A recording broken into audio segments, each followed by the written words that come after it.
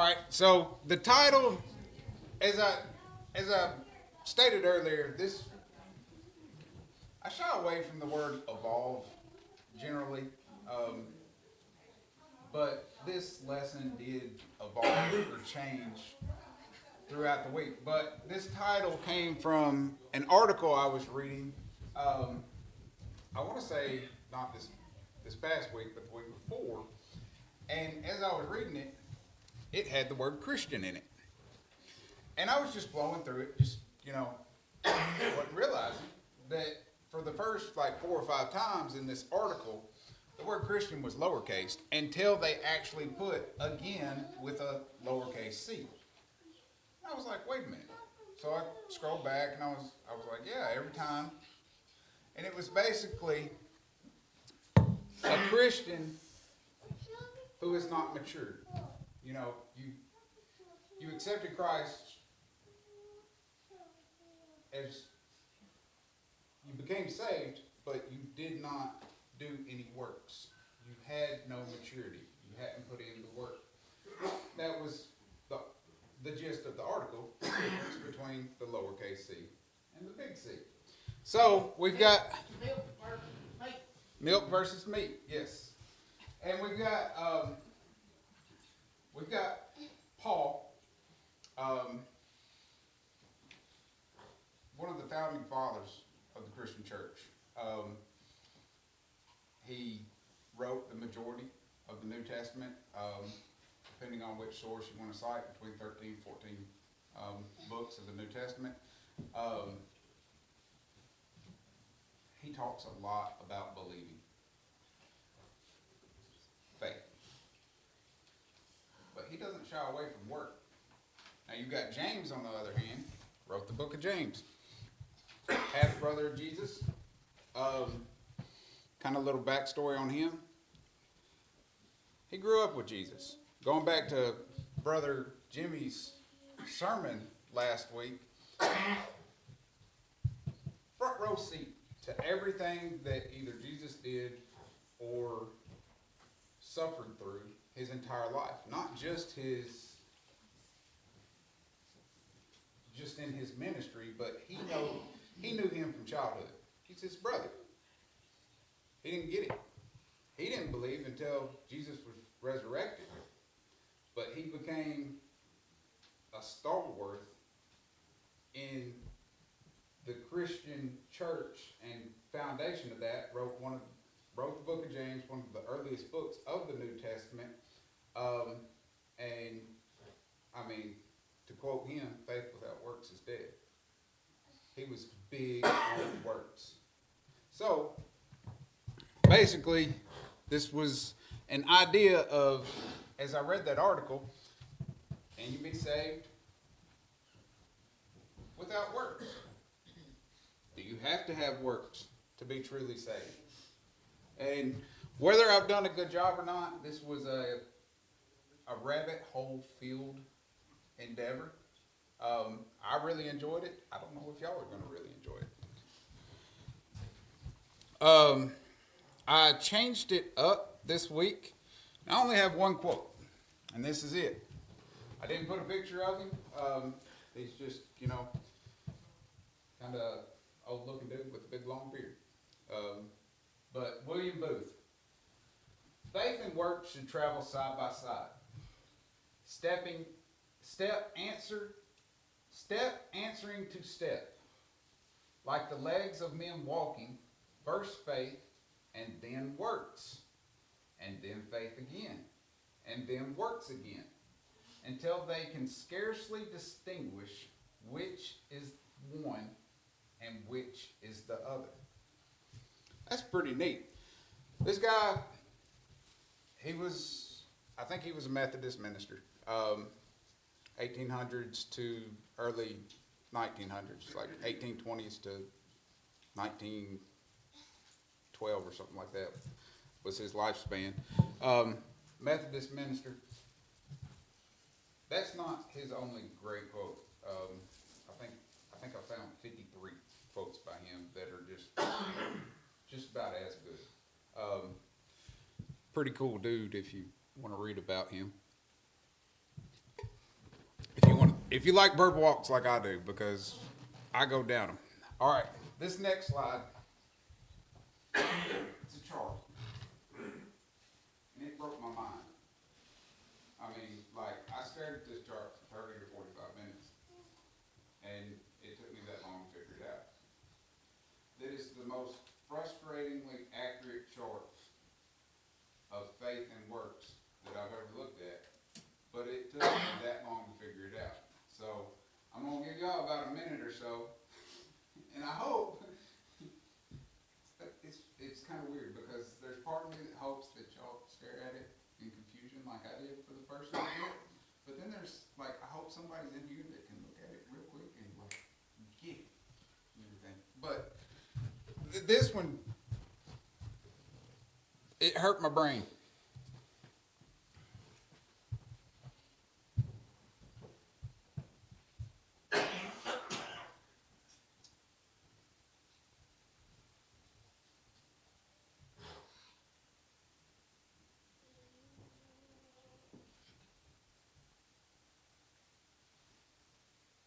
Somebody came up with Christian math.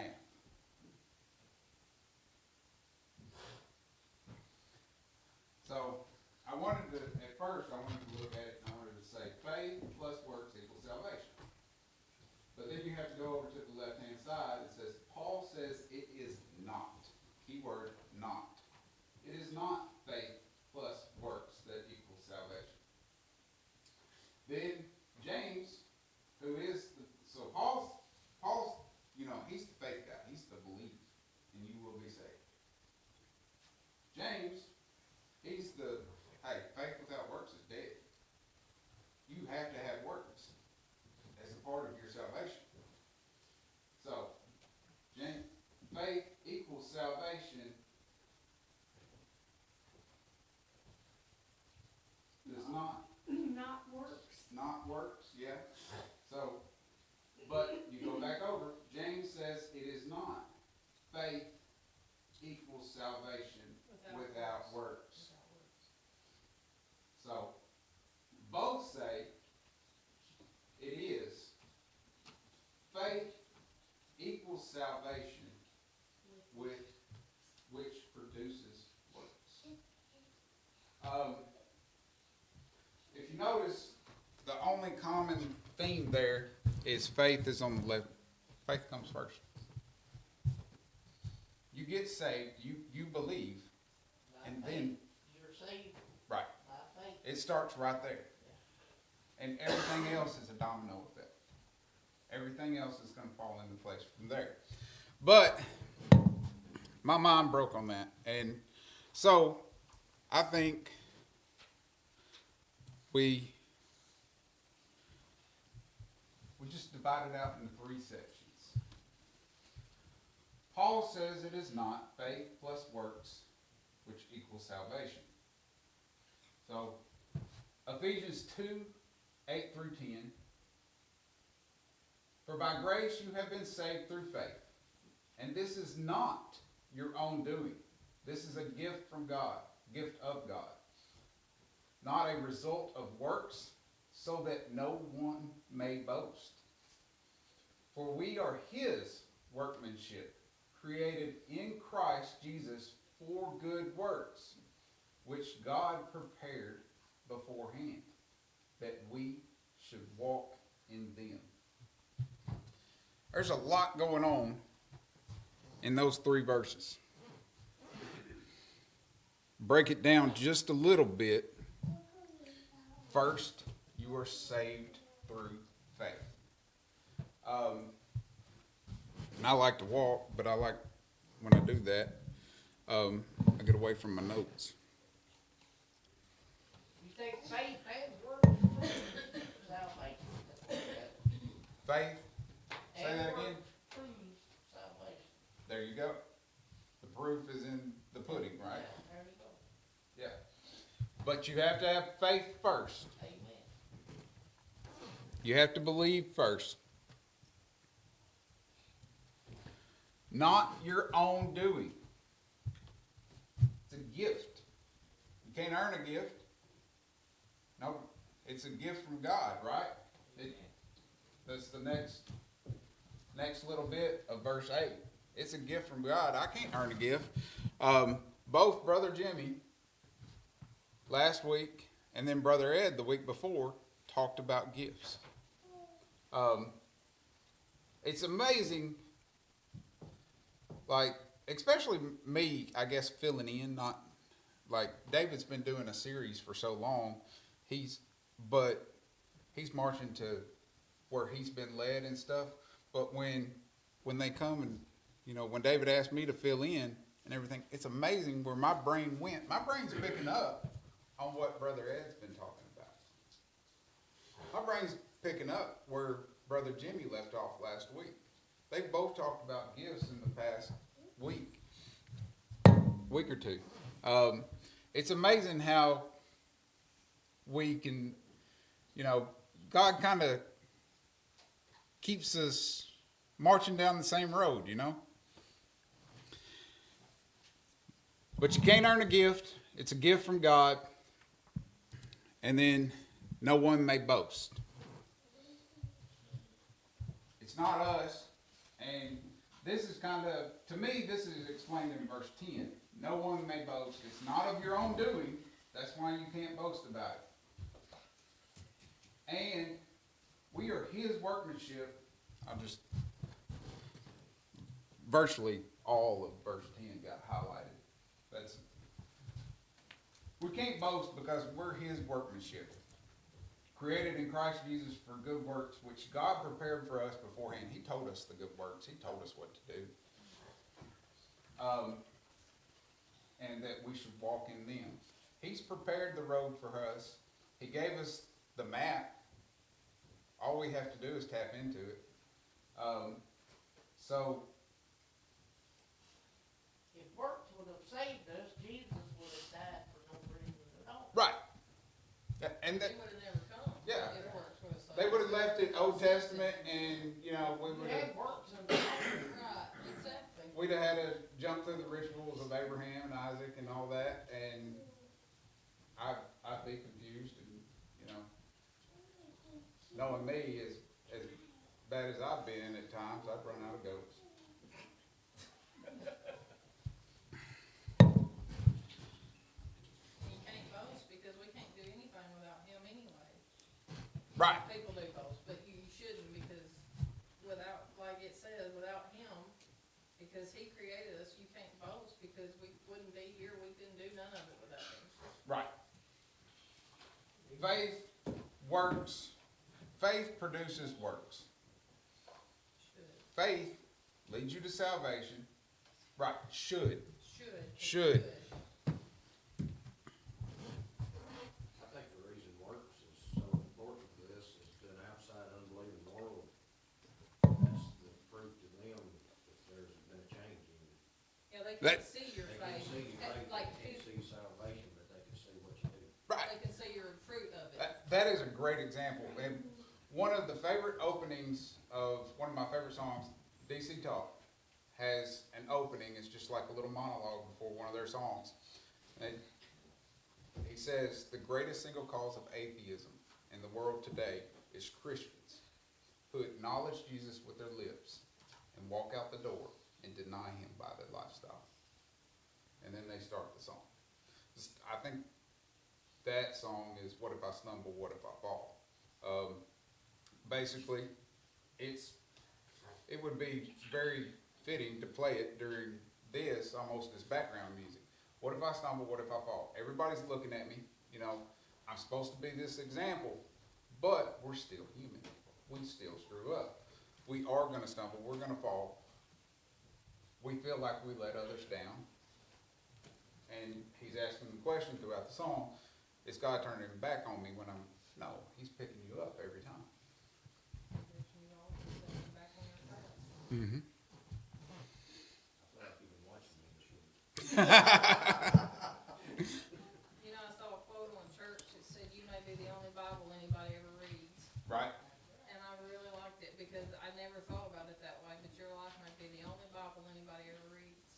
And, go ahead. There's somebody out there for a Christian to witness to bring somebody to Christ. Yeah. There's somebody out there. Everybody has that one person, somebody out there. God's gonna put somebody in your path that you can That's witness. yours. That's yours, that's right, that you're responsible for. Yeah, Do you know that? I really believe that. And their actions are witness. That's right. Now, I believe there's somebody out there that you're responsible for that only you can witness to have any effect on.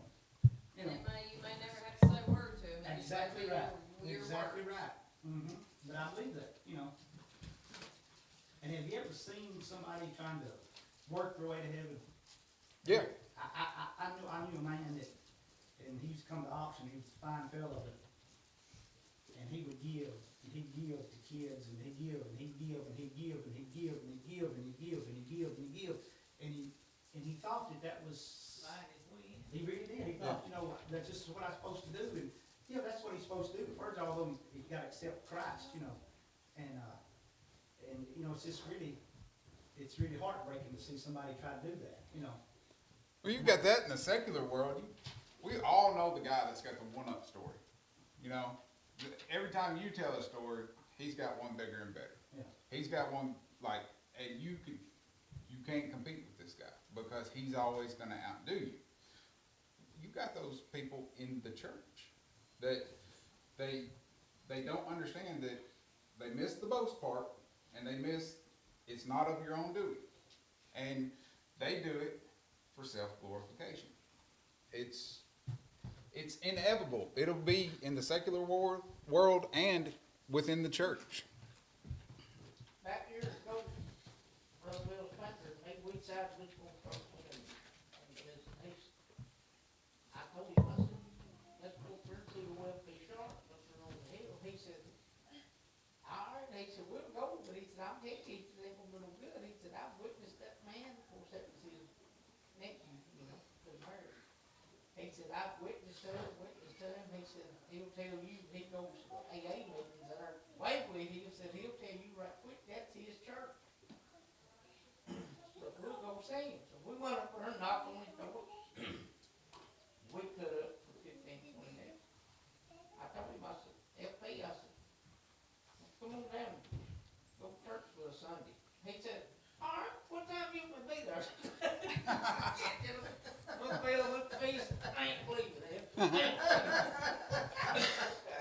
So he come on down, make a long story short, he got saved, you know, he only had one leg, and Mike and David and me and all of us, we baptized him up there in the river up here in his wheelchair, that's Doug Road up there. But Brother Bill said, you wouldn't believe how many times I've witnessed that man. Ain't got no word. He said, you asked me one time, he says he comes right on. Well, I mean, he was planting seeds. I mean, That's right. I don't think it's never a waste, even if No. you don't get what you think you should out of it. Right. It's never a waste, cause it's not about you. and we have to constantly keep that in mind because if we don't, we'll get discouraged and we'll start letting things slip and slide by and we'll miss opportunities. And we as humans, we wanna connect with somebody no matter where we're at. Yeah. I mean, no matter where you're at. I mean, your job, you find somebody you connect with, and that's, you know, you do that. And that's why I said that there's somebody out there that only, you know, that you are the key to the whole thing. And we want to be liked. Mm-hmm. I mean, we have this innate, like, there are very few people out there that just really don't care if they're liked. We have this need, most of us, we want to be liked. We Yeah, want to be accepted, and it shuts us down a lot of times. So, changed it to the second one. James says it is not. Faith equals salvation without works. So, James 2:14 through 18. What good is it, my brothers, if someone says he has faith but does not have works? Can that faith save him if a brother or sister is poorly clothed and lacking daily food? And one of you says to them, go in peace, be warmed and filled, without giving them things needed for the body. What good is that? So also, faith by itself, if it does not have works, is dead. But someone will say, you have faith and I have works. Show me your faith apart from your works, and I will show you my faith by my works. So I might have hit too many buttons there. Already got two of the little sections highlighted. Faith itself is dead. Faith by itself is dead. Again, faith is first, but now he's incorporated works. James has incorporated works a whole lot quicker than Paul did.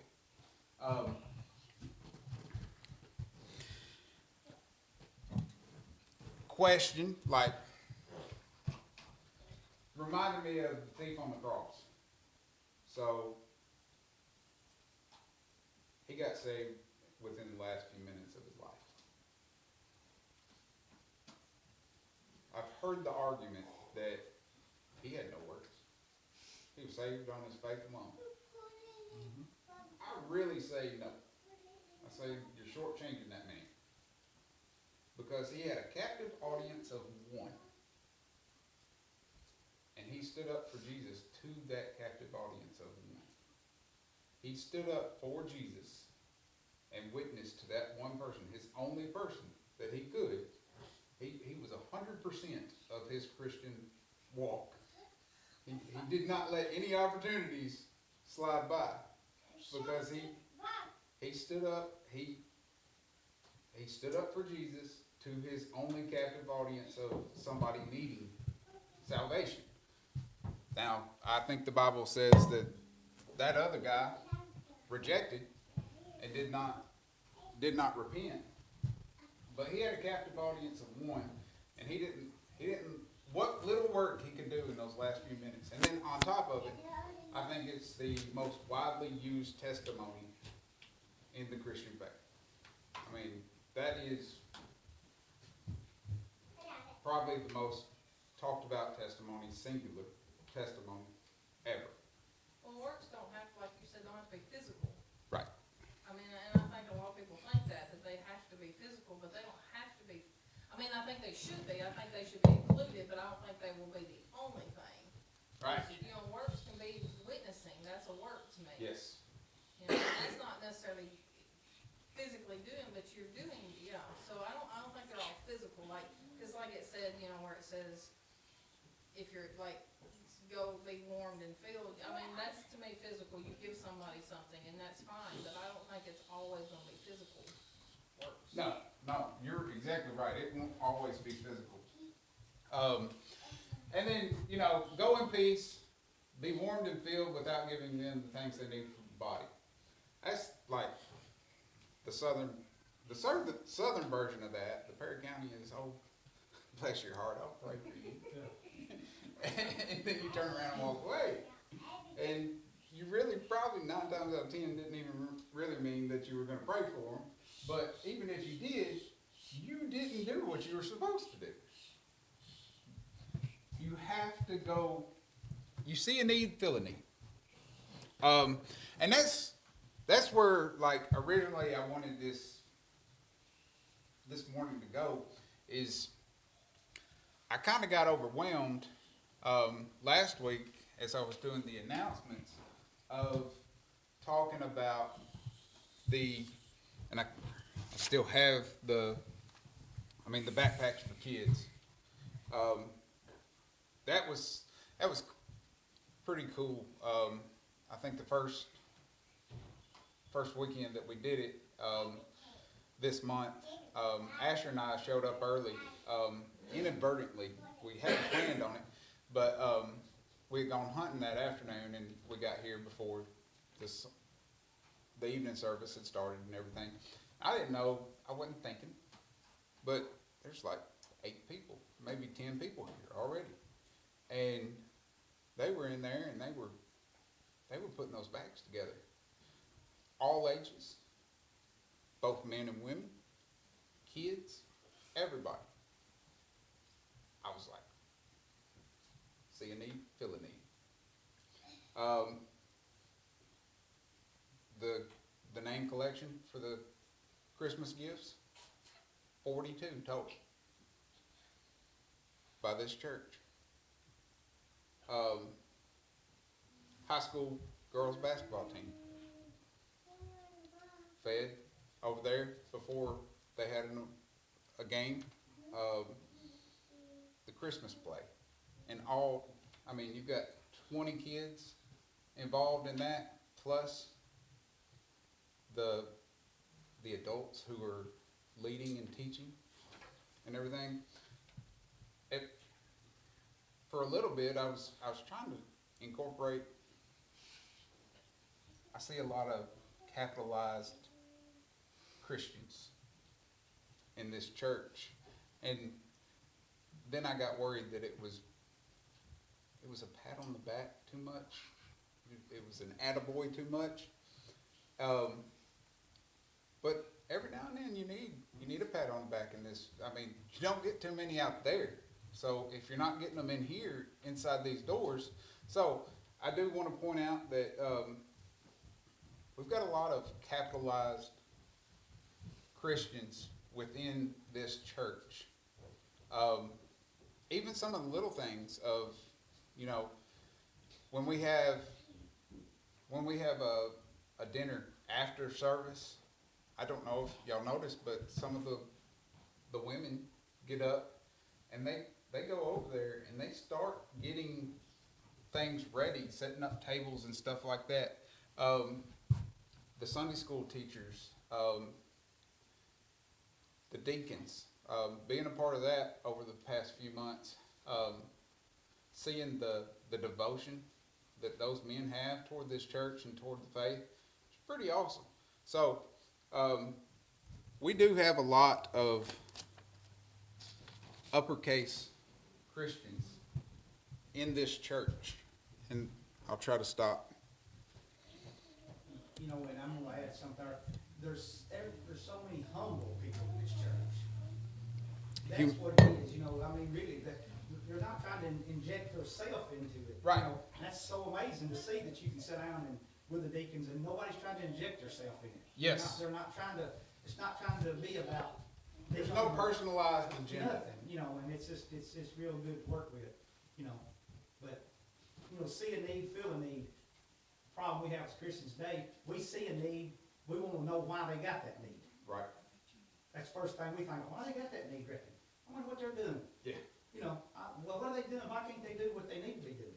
That's where we go today. Or do they really have that need? Right, exactly. Do they really have it, or are they just asking for a handout? Right. Yeah. You know, and that's not our place. You know what I'm saying? Yeah. Or is that needs self-inflicted? Like Right, my exactly. job, Yeah. I know a lot Yeah. and everything, and you know, there's people that ask for things and everything, Yeah. and And they can- sometimes I have to get past that. Because they could provide those things if they would Yeah, if they would get rid of that other habit Yeah. or whatever. Right. Mm-hmm. and everything, but that's not where I need to be. To judge. It's Right. right, exactly, you know, and that's the problem I think we have as Christians, you know, and, you know, and driving by that man on the side of the road with a sign, that's the toughest one I have, you know. I mean, it's the toughest Especially when one you I see have, him there for, you know. you know, and he's drinking. I seen one down at the interstate the other day, and he had a Carhartt coat on, and he was not, I mean, he was clean, you know, and I was like, you know, you look at him, you think, why is he standing there? But then I thought, well, it don't matter. It doesn't matter. That's not, if I feel like I need to do something, that's God telling me that, and that is what you're supposed to do, regardless of how you feel about it or anything. Right. The first time I ever went to Chicago, It's hard for me to do. I'm walking down the street in Chicago. There's this guy sitting on the sidewalk, and he's got a sign, and he's asking for food. That's what the sign said. He was hungry and he needed to eat. And just past him, I see a McDonald's orange. So I go in, and this is enough years ago that the Big and Tasty at McDonald's was like on the dollar menu, and I don't even know if it still exists. Yeah.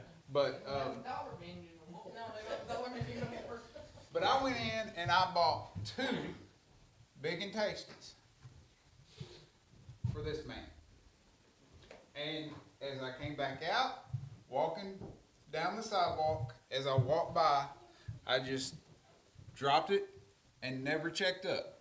Like, it's a McDonald's bag. It's got the logo on it. You know, everybody's gonna know. And to me,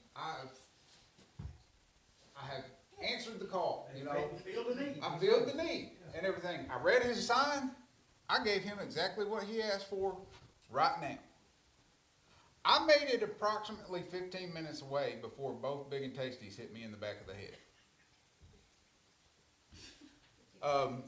I had lettuce and mayonnaise all over me. I mean, they exploded and everything. The man wanted money. Yeah. The man wanted alcohol. That was his end goal. He didn't want the food and everything. That gave me a bad taste for a long time. Not for Big and Tasty, but for helping people on the side of the road. I saw those people, and I would remember that experience, and I would judge them by his actions and everything. How many opportunities did I miss because of that one negative experience? It hurt me. Didn't you cry a little bit? And it was a slight embarrassment because nobody in Chicago knew me. Like, I mean, I wasn't gonna see those people. Look, I mean, I'm gonna share this. I left church one day, going home at 126. I got off to get something. Janet wouldn't leave me. I was by myself for some reason or another. Anyways, there was a guy panhandling on the side of the road there. And I zipped by him, went over there and got the store and got what I wanted. I got ready to pull back out and I thought, boy, I know that boy. That's my cousin. So I get ready to get on the interstate and all that, and I rolled down and I said, Philip. Yeah, he come running over there. I said, what are you doing? Oh, I just come over here to make me a few bucks. I said, you need some money? No, I just come over here to make me a few bucks on Sunday. And this is my cousin. You know what I'm talking about? That I never see, that I seen him one time since then. But he was up on the seaside, up here on Sunday, I can make, in a couple hours, I can make a few bucks. No wonder you feel the way you do. You know, and I go home, I tell Jess, I seen Phil. Where'd you see him? I said, Panhandling. I said, I hollered at him, he come over and talked to me. I said, I asked him if he needed money. He said, no. I said, I come here and make a few bucks on Sunday. You know, I guess he thinks panhandling's a job. well, yeah, that is a job. It reminds me of the old cartoon where you got the coyote and the sheepdog like clocking in Yeah. and clocking out at the same time. You know, and I'm talking about he is a first cousin. We're talking about, you know, that he's always been. Yeah, right. That's what I'm talking about. You know, one that you know that's always been. He go live in a tent on the beach. You know what I'm saying? I mean, this is what he done. You know, but he's over there in Panhandle. And I've seen him one time since then. You know what? What is he thinking? Right. What I mean, then what? You know what that makes me think every time I see one Yeah. Panhandling. You know. I tried to give Phil, I said, need some money? No, I just go there and make a few bucks. What? That's It does put a bad taste in my mouth, but you know, but anyways. Ain't no guy there that they died in the hotel there. He told me that him and two more guys between this exit down here and the Camden exit, they made 24 of them $175,000. $175,000, yeah. wow. I probably should have used this scenario a couple of slides ago, but do I change the equation of God's agenda at all? No, Me personally? no. Any one of us? No, think about it, his agenda's gonna come Right. fast. Yeah, we have no, it's inevitable. Like, it was, I kind of came up with this idea of a best day scenario. Like on my best day on the golf course, and I think this was, I came up with two scenarios. One was shooting and one was playing golf, and I was like, I don't know which one's more adaptable. But, so, 3 times in my life, I've made it to the final tee box. 4 under par. 0 times in my life, I walked off the final green, 4 under par. I walked off 3 under and 2 under. I've at least bogeyed every time, or double bogeyed once. And some of you probably have no idea what I'm talking about. But basically, I started thinking about myself. What I have done for all all these holes. I've played really good golf. I'm under par. It was about me. All I have to do is at least par this hole. But since I got in my own head and I started thinking about me, I fell apart on that last hole and screwed up. I think that's what a lot of us do when it comes to works. We get in our own head, we get in our own way. And we may feel really confident when we're standing on the tee box, but before we get to the green, we've lost sight of what we should be doing because we made it about me. We made it about I. And it's not, it's about God. He gave us the roadmap.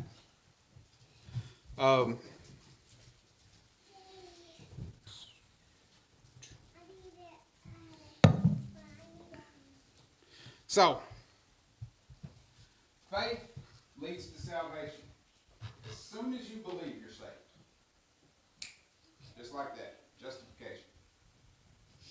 And salvation, sanctification, and this is where, like, Brother Ed was, like, almost standing over my shoulder on this one, with his evening service, in the series that he's doing. Faith is a brief moment in time. That's all it takes. I mean, it is instantaneous.